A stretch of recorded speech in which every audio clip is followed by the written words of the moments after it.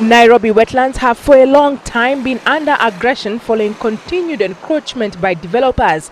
The result has been pollution, change of natural courses as well as shrinking of streams and rivers. In Nairobi, the problem dates back to 1987 when over 4 hectares of wetlands was illegally allocated to the then Nairobi City Commission for construction of residential houses.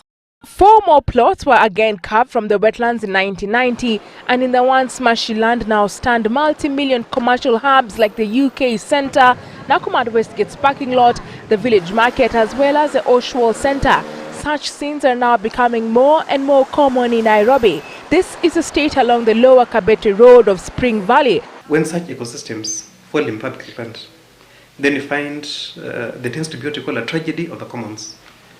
So you find free access to the wetlands and the resources for all members of the public. And of course that leads to degradation. Last year, the cabinet issued a demolition order on buildings put up in wetlands. And when a structure is illegal, however big or small it is, the legal consequences is that it has to be removed. Following this, several cases were taken to court and no demolitions yet. The National Environment Management Authority NEMA has legal instruments to govern wetlands degradation. One of them is a Kenya National Wetlands Policy.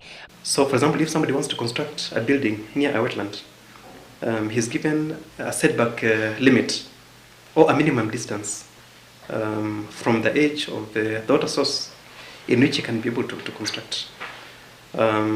They also specify very clearly the kind of activities that can be allowed next to wetland ecosystems and activities that are prohibited next to such ecosystems. Before any building or any development project is put up, an environmental impact assessment has to be made. However, this regulation is less than 2 years old, a time by which most commercial buildings had been erected. As a mission, of course, for such kind of developments which have been put up already, then that creates some challenge in terms of, for example, demolishing them. So what we try to ensure is that if there's any expansion of such a development, then it has to adhere within the relevant regulations of the government. The environment watchdog NEMA therefore has a huge task balancing city development projects vis-a-vis protection of the environment. Olivia Ketch, Ecoscan on Citizen Live at 9.